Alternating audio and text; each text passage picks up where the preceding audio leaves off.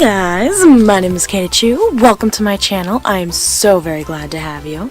I did a thing with my hair. Do you like it?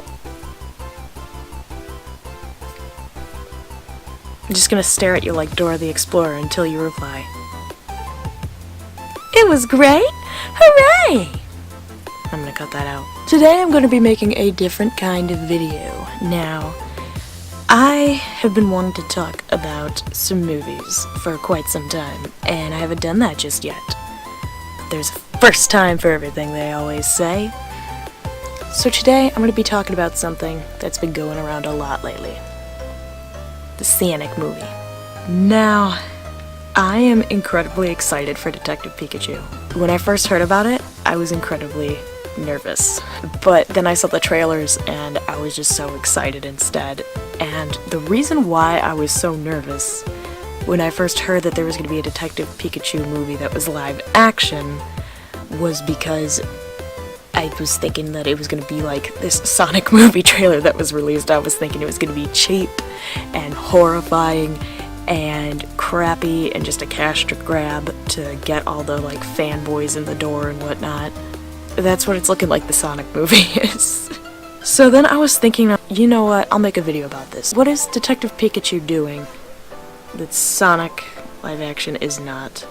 Honestly, the Detective Pikachu movie is the only live action movie right now that I'm interested in seeing. Well, not like live action period, like I'm totally fine with watching people who are acting. But what I mean by that is how there's so many live action remakes, like Disney's doing their whole freaking catalog, which is ridiculous, and then they've got the Sonic movie, but at least that one's a different-ish. Alright, let's just get into it. I'm gonna be focusing on Detective Pikachu and Sonic in this video. So what is it about Detective Pikachu that they're doing so right, and the Sonic movie that they are doing so wrong? So, I did a little bit of research, and I'm going to break it up into a list format because that'll keep me organized and on track. Number one is the love and passion instead of being a shameless cash grab. Now, however you feel about the live action Pokemon, like when I first saw some of them I was like, oh god, that's terrifying. But they kind of grew on me after a while, and some of the scarier ones, like Charizard or Mr. Mime, it's just kind of like, well, I mean, they're monsters. Pokemon. Pocket monsters. They're monsters. So some of them are gonna be scary. That's just kinda how it is, I guess. Not too weird, cause, you know, you got dragons and you got these weird human-esque characters. Some of them are gonna be scary. I don't think that's too out there. And they created, like, pretty much every Pokemon for this movie. Like, all 700 something different species. And they made them all completely unique and interesting and different, and they give them all their own little quirks. Apparently the director of Detective Pikachu said that he studied animals for 2 years before the movie was made because he wanted to find the perfect animal models that would be used for each and every Pokemon. Like, for example, they used a bulldog to model Bulbasaur. I thought that was kind of weird at first, but then I was thinking about it and I was like, oh, well, you know, they're both short, stocky, quadruped animals that have great big heads and little or no tail. So it kind of works for Bulbasaur, actually. Sonic, they just kind of based him off of a person. Now, I get that he's a humanoid character, but he's not a person. So that's why it looks so weird. Why is he so tall? Why is he so human-esque? I know a lot of people were saying they probably just had a person wearing the green screen thingy and then they just changed the features of him, so it'd be easier to animate it that way. But I mean, taking those shortcuts, it really does show. Like, it really does show. Like, I look at Pikachu interacting with Tim, it feels like he's actually there. Or like an actual, real, living, breathing creature. Whereas Sonic definitely looks like he's some kind of CGI abomination. Like, I can tell that that's not something that's actually there. That was computer generated.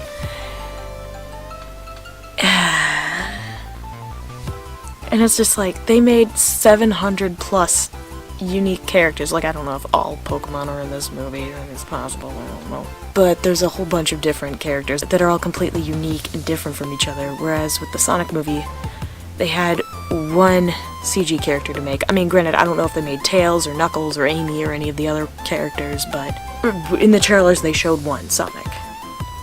They had to make one character, and they couldn't handle it, which is just like, what?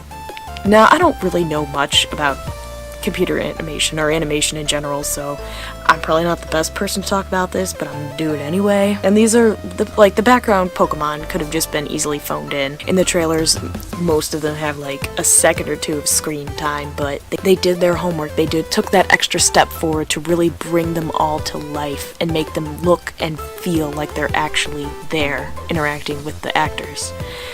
Whereas with Sonic, like, he doesn't look real. He's too weird. He looks like a weird mesh hybrid between a human and a hedgehog-ish thing. I mean, Sonic doesn't look like a hedgehog. Actually, fun story. When I was a little kid, I was actually incredibly disappointed when I first saw a hedgehog because it didn't look like Sonic. I was just like, that's a hedgehog? Because, you know, Sonic's big and he's blue and he's got spikes and he's like, he can talk and he runs really fast, and the hedgehog was just, I mean, it was cute, but it's not Sonic.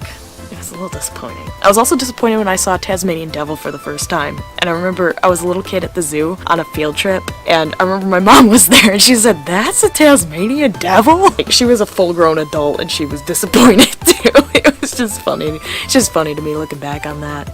But yeah, they chose to go the extra mile to really bring these characters to life and to really pay respect to the people that are coming to see it, whereas the people who made the Sonic movie kind of just looks like they just kind of threw whatever they thought would maybe work at the screen, hoping it would stick. They'd be like, yeah, you know, the people who like Sonic, they'll come and see it or whatever. People who don't, they're not gonna come and see it. Who cares? Whatever. They'll watch whatever we throw out there, which isn't true. Now, I haven't seen Detective Pikachu. At the time of my filming this, it is not out in theaters yet, so maybe this is gonna not age very well, I don't know. But our point number 2 is a better story. Now, Detective Pikachu it's not a 100% unique story because it's inspired by the Detective Pikachu game that I really want to play, by the way. I might play that on this channel. If I can ever find my 3DS, it's been missing forever and ever and ever. But yeah, it's a different story. It's taking place in the Pokemon world. So it's not doing this weird, bizarre thing that these live-action movies do, that the Sonic movie's doing, and other live-action movies like the Smurfs movie did it, where, oh, now they're in our world, the real world, and they have to save the day, or whatever, who cares? I didn't watch any of them. Nobody's gonna watch them. Whatever, just throw something on the screen, make the kids shut up for a few hours, so I can have some peace and quiet.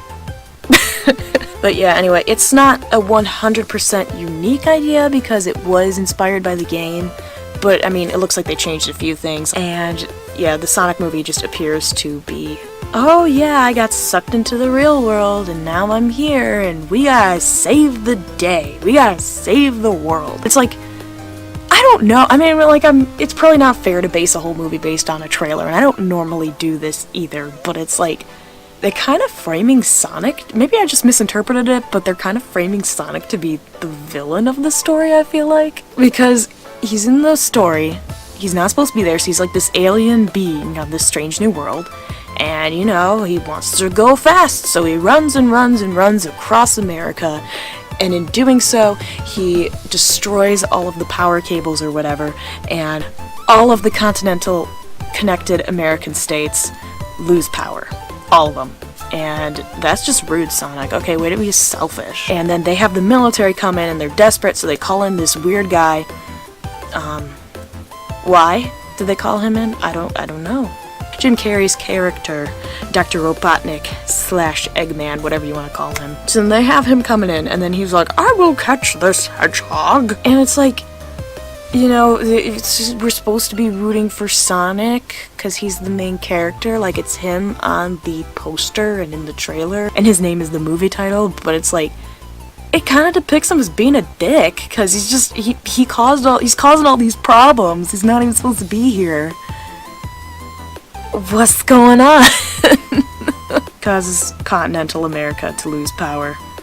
The military gets desperate and calls Jim Carrey's character Dr. Robotnik and the scientists want to study him because because they've got the scene where Jim Carrey's got the like magic quill and he licks it and then it zaps him and it's like the stupid slapstick humor. And then Sonic's talking to the guy in the car and he's like, "We gotta go and save the world." But it's like, what are you saving the world from, Sonic? According to this trailer, you're causing all the fucking problems. It doesn't make any sense. Maybe it'll make more sense in the movie, but I don't know. Again, I haven't seen it, but that's just kind of how the trailer is portraying it. Yeah. On his wiki, it even describes Sonic as being a juvenile delinquent, which I find really funny.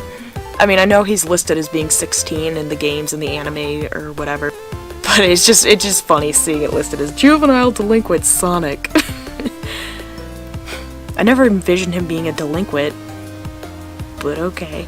I mean, they gotta make it edgy. Gotta make it cool. For the kids. Point number 3. Communication is key. That rhymed. I'm a poet and I didn't even know it. The creators behind Detective Pikachu were in constant communication with the Pokemon Company and the creators of the game, instead of leaving them in the dark and terrifying them. Because that is what the creators of Sonic said when they saw the trailer. They said they were terrified. Not a good look. Yeah, Detective Pikachu's director, Rob Letterman, even said, and I quote, "I wouldn't want to be in their shoes. They're in a difficult spot." And you're not in their shoes because you actually did what you're supposed to do to create a quality product. Would you look at that? But yeah, everybody was horrified by that Sonic abomination. I think the creepiest part, the one that everybody had the most problem with, was his teeth. Like, he had human teeth, like real human teeth. And I think to me, like, his eyes were weird too. Like, they were way too human looking. Like, with Pikachu's eyes, they had him looking more kind of like a squirrel's eyes, because Pikachu's based on a rodent. And squirrels are rodents, so they made it cute. Like, it's mostly black with a little bit of brown around it, and then the sparkle in the eye, and it looked cute. It looked more realistic too. It didn't give him, like, human eyes, which would have been really weird and creepy. So, final point, a lot of people are cutting the director of the Sonic movie some slack because they're like, "Oh, well, don't worry. You know, we want to give you the best quality product possible, so we're gonna fix Sonic. Hashtag fix it fast," or whatever. But it's like, how? How are you gonna realistically fix the movie? You're in the editing stages. It's too late. Because he's the main character, so he's gotta be in most of it, so they're just gonna scrap like 80% of the movie? Like, that's... Those poor animators. Right now, at the time of my filming this, the movie release date is set for November 8th, 2019. Later this year. A good 6 months away. And it takes a very long time to animate. Like, if they really want to change Sonic, they're gonna have to go back and change him frame for frame. And that, I can imagine, is gonna take a long time, because it can take, like, it can take several months to create one episode of an animated show. Like, several months. I don't know much about computer animation versus hand animation, like, what the big differences are. Like I said, I may not be the best person to make this video. I just, I have an opinion and I want to share it. And it's like, I mean, I'm not a Sonic Puritan or purist or whatever. Like, I'm not a big Sonic fan. I played a Sonic game once. I think it was Sonic 2. I was at my childhood friend Rachel's house. She had a Genesis at her dad's house, and we were playing it. She was being Sonic, and I was being Tails, because, she wanted to be the first player. So after when all the boss fights came, I just kind of died. I think that's why I do love Tails so much, because that's the only one I've ever played as. I mean, I guess I could play a Sonic game now, but, I mean, I've seen what they've been putting out lately, and I'm not really interested. But anyway, the point I'm trying to make is, I'm not a big diehard Sonic fan. I'm not a Sonic Puritan. I'm not like, oh, his arm's the wrong color. His eyes are too small. This is an outsider to the franchise. Like, I didn't even know Sonic had tan arms. I didn't. It's a Mandela effect. Actually, it's not. It's just me misremembering something vague from my childhood that I kind of remembered, but not really, because I didn't have a big emotional attachment to it. But anyway, it's not just big diehard fans. It's casual, regular people, too, like me, who are looking at this, and I'm like, wow, that's horrific. Wow, how the fuck was this ever greenlit? Wow. What an abomination. Who didn't tell him that this was okay? Because apparently the director of the Sonic movie created the Sonic design himself and insisted it was good. So you know there's only going to be two options here. Either A, there were people along the way that were telling him, no, this is bad, no, this isn't going to work, no, you have to change something, and then he was just like, fuck y'all, I ain't doing shit for shit. Or, number two, this was a George Lucas situation when he was making The Phantom Menace and everybody was kissing his butt and like, oh yes, this is the best, oh yes, this is the greatest, oh yes, this is the perfect thing, oh yes, you're the best, you're the greatest. And then real people saw it and they were like, what the fuck is this?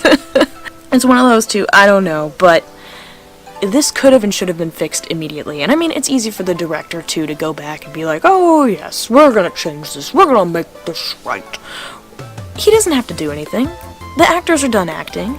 Although, actually, if they are gonna change Sonic's design, they would have to probably make him shorter, because he's shorter than an average person. So then they're gonna have to reshoot every scene with Sonic in it too, to make sure that the actors are looking at the right part. Because normally in movie making, they have, if you've got a CG character, there's something physically there, so that way the actor knows where to look and what to talk to, and has an idea of where the thing they're interacting with is, so that way it looks more realistic. They're not just looking out in a general direction, but not actually like looking at what's actually there, because they don't know where exactly it is, so they're just kind of looking, as opposed to like looking directly at it and being physically interacting with it and whatnot.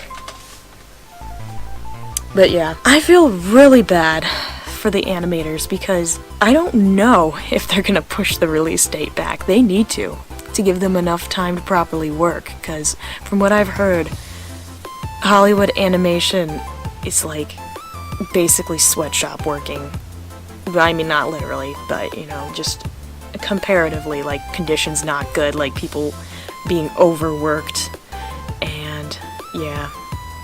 Of course, the director can just be like, oh yeah, fix it in post, it'll be great, the fans will love me and forgive me, everybody will love me and forgive me. Yeah, okay, come on Johnny, come on Susie, y'all gotta just work overtime, alright? I don't care that you got kids you gotta take care of, I don't care that you gotta go to your doctor's appointment, I don't care that you're sick, you're sitting your ass in front of the computer and you're fixing my mess. At this point, is it even worth saving? This movie sounds forgettable. It's basically the Smurfs. Honestly, his design even looks like the Smurf designs, it really does. They're both small and blue and really fucking creepy and uncanny valley.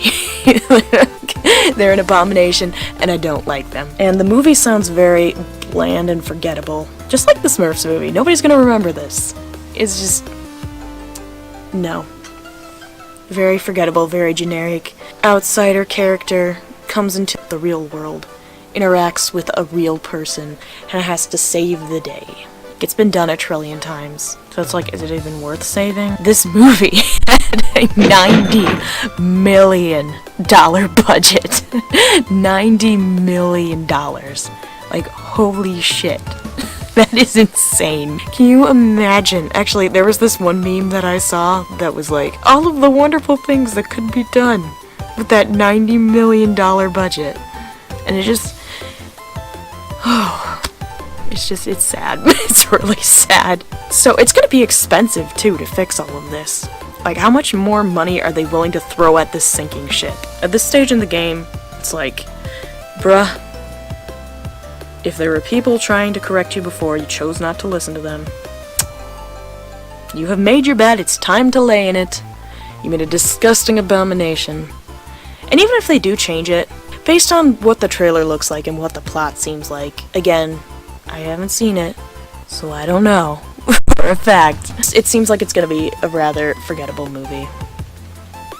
In all genuine honesty. Like I said, it's a story trope that's been done a trillion times. So what's the point? I mean, at least Jim Carrey looks like he's having a good time, so there's that at least. I kind of found absolutely everything he said in the trailer to be really obnoxious. Like the part where the military guy is talking to him and he's cutting him off in every single way, like, I'm like, That's been done a trillion times in movies too, and I hate it, and it's really fucking annoying. Like, is there anything original in this at all? No. No is the answer. They've done a bunch of those tropes, like I already said a million times. The character comes to the real world, they have to save the world. The scene where he's in the apartment and they both look at each other and they scream, that's an old trope that's been done a trillion times in movies. It's just bad. And I don't think any amount of post-production is going to save it, I really don't. But hey, there's anything, and I mean anything that we can look forward to, it is all of the incredible memes that have come out of this, because those are gold, and I fucking love them, and that is why I wanted to make this video. But yeah, I'm excited for Detective Pikachu, and I don't know, maybe they'll fix Sonic. If they are planning on making the animators change absolutely everything, they better push that release date back. Because if not, then yikes. But anyway, enjoy some memes!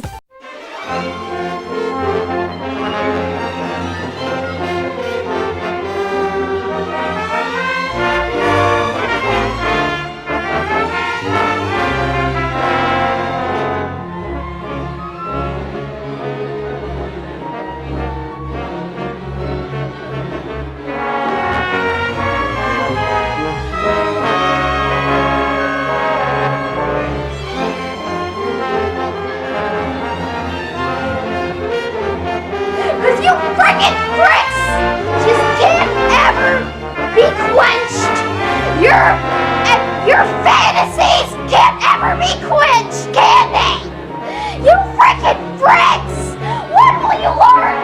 When will you learn that your actions have consequences? Thank you so very much for listening to me ramble, by the way, and thank you so very much for watching this video. I love you, and I'll see you next time, okay? Bye-bye!